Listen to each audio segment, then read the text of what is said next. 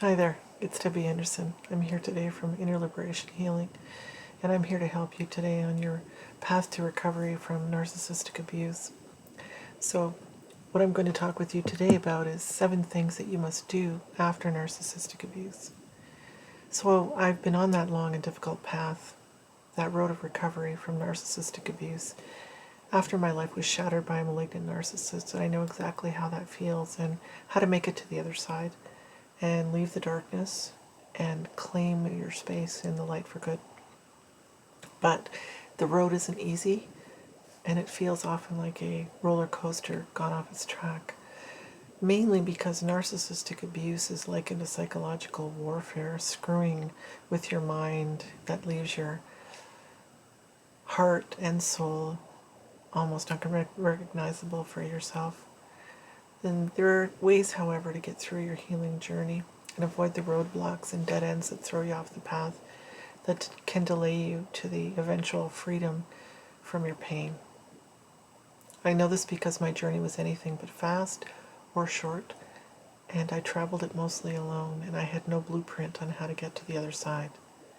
So I'm committing myself to help you and help others who were narcissistically abused and not have to follow the same path by yourself. I didn't know what process to follow. I didn't know anything about narcissistic abuse when I was in the relationship. And it took me years to figure this out. So I'm here to help you. So here are 7 things that you must do after narcissistic abuse. The first thing is social media. Unfollow, unfriend, delete, block. Social media, because it can be your enemy to your healing process. And it's not just your ex that you're needing to stop checking on. It's those enablers, those fence sitters, those flying monkeys that can remind you of the pain and potentially ruin your day, your week, your month, maybe even your year. It may be tempting to see what your ex is up to and how fabulous he's saying his life is, but this will only deepen your pain and suffering, and it will feel like you've driven off a cliff instead of feeling calm and serene because you've left. They will do one of 2 things, narcissists, on social media. They'll post about their wonderfully fabulous lives and how happy they are without you, which is a total lie. Or they'll try love bombing you and try and get you back. That means giving you, excuse me, all the things that they know that you like and offering you all kinds of lies to get you back. So narcissists can't change. It's not in their capability to be able to change.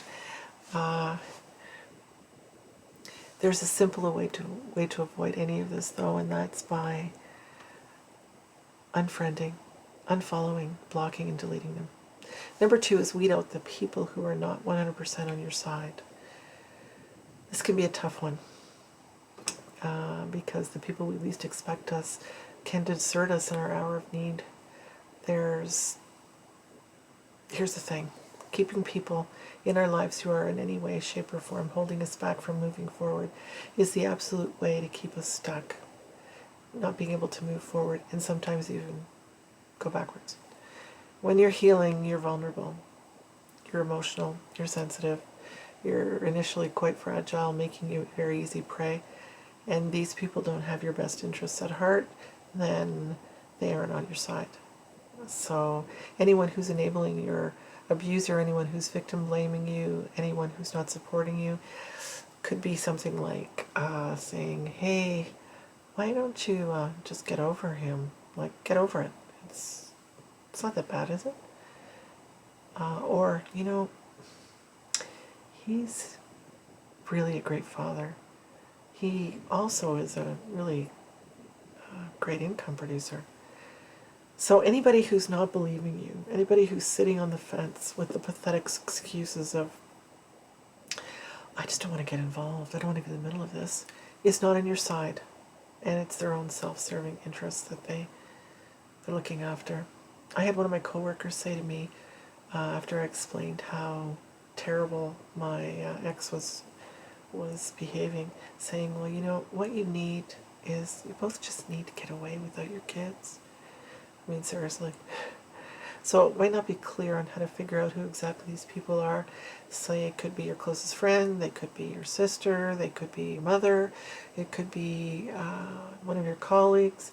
So ask yourself these questions. When you're with them and you leave the conversation, do you feel better or do you feel worse after you've left them? Also, do you feel safe around them? Can you talk about what you need to? Do you feel like you have to defend yourself?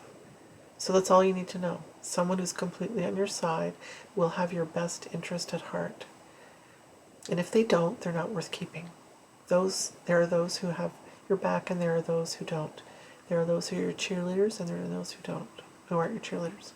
So number 3 is educate yourself and empower yourself. One of the main reasons so many victims of narcissistic abuse do not realize they are victims until much later, or even after the relationships end, it's because they lack knowledge about what makes up narcissistic abuse, which was me, and what a narcissist is.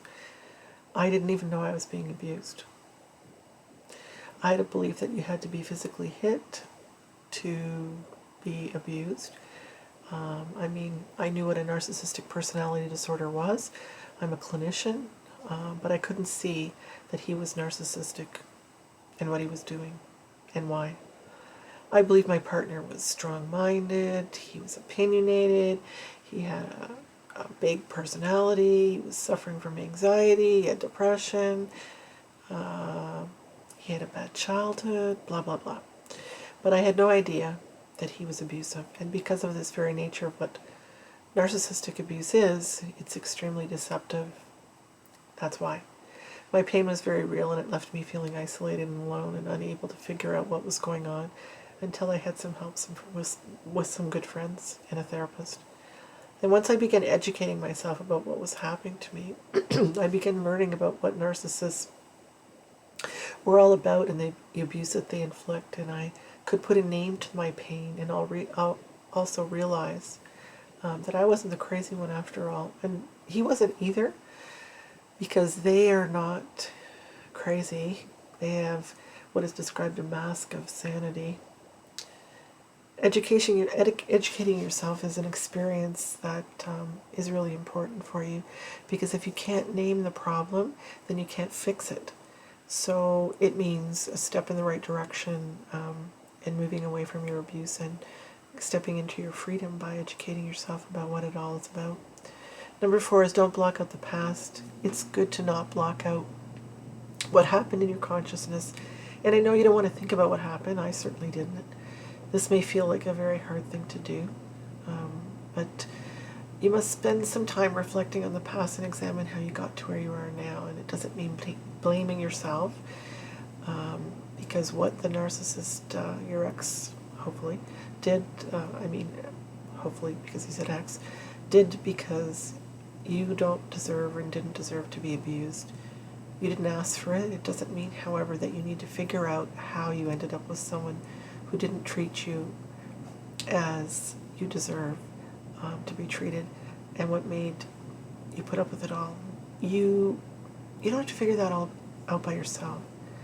There's lots of ways, like therapy and educating yourself is probably the number one thing. It was hard for me to look at and understand just what was going on with me. And we have beliefs, all of us have beliefs that we've inherited from our parents and our grandparents, other relatives, caregivers, and even our ancestors through our DNA. And these were downloaded into our subconscious minds, and these have affected our choices in our lives. And these were not even our own thoughts and beliefs. These were instilled in us by others. So you may have had an abusive childhood, and that might be part of the reason why you attracted a similar situation as an adult, although you consciously wouldn't have any idea why it happened. Again, it's not your fault. Number 5 is be the gray rock around your ex. Gray rocks are bland. They're boring. They're super boring. They're very, very uninteresting. This is who you want to be around your ex-partner. Why would you pick up a gray rock? It's just very uninteresting, right? Which is exactly what you want your narcissistic ex to view you as. Boring. If you don't do this, it's most likely you'll be pulled back by your ex into the situation by his hoovering and his love bombing, because he will not want you to leave. He may even stalk you, harass you, if he wants to punish or destroy you. Narcissists need their supply and their drama. They are emotional vampires whose only objective is to what? Suck the life out of anyone who's breathing. Being a gray rock will save your sanity and keep you moving forward, as any contact with them will only cause you what? Further pain. So don't let them see you even breathe. Be the rock, the gray rock. Be so boring that the narcissist will lose interest and go find someone else to target. Don't give your narcissistic ex what they want, which is your reaction, any reaction, positive or negative. Narcissists are not capable of caring. What they do care about is irritating you in any way they can, pushing your buttons and getting an emotional reaction that they can then make fun of you for. And what? It may help to go and find an actual gray rock, and when you find it, put it in a place that you can see it frequently, because it'll remind you about who you need to be around him. Number 6, do not date or start a new relationship. This is a good one. It would be a great mistake to start a relationship because you're still trying to figure out what happened to you and untangle yourself from the web of this narcissistic abuser. Your perspective is most likely still skewed because of the conditioning that you've been subjected to, and you're probably certainly not thinking straight. We've often had feelings of very low self-worth and low self-respect if you've recently left your narcissistic abuser. So it's not the best time to begin any relationship. You'll need some time to think for your own self, to grieve, to mourn, to cry, to rage at what has happened to you. This must be done alone because the truth is within you, not without. It's not outside of you and not within someone else. So that is where you have to be, to spend some time with yourself. There is a risk that you'll be attracted to the same kind of person, the same person as your narcissistic partner, if you have not healed, which would not be worth taking the chance of starting a new relationship before you're ready. Number 7, forgive yourself. This is the hard part of our journey, as we've been conditioned to not like ourselves anymore. The person we have become, and we often take on the blame and the shame for what has happened to us, convinced that it's all our fault. This is what he told me regularly. Everything was my fault. So now it's time to forgive yourself and figure out why you're angry with yourself. Is it because you believe you should have seen the abuse sooner than you did? Is it because you put up with horrible treatment being inflicted on you? Is it because you think you should have known better? Is it because you thought it would get better and were determined to make it work? These are all the things I thought. It may help to write it down, whatever it is that's making yourself angry with yourself. And it's a simple exercise, but it's very powerful to write it down, actually with a pen on paper. Much more powerful than typing in the computer. So this is how you're going to make it to your final destination, to freedom and healing your experience from narcissistic abuse. You're in control of this. You're in control of your life. And now you've got your self-worth and your self-forgiveness riding along with compassion, empathy, patience, and understanding. I have a lot of information on my website. Find the links below. Also, I'm offering a free ebook called Heal, which is 8 Steps to Heal from Toxic Relationships, where you can also subscribe to my email list.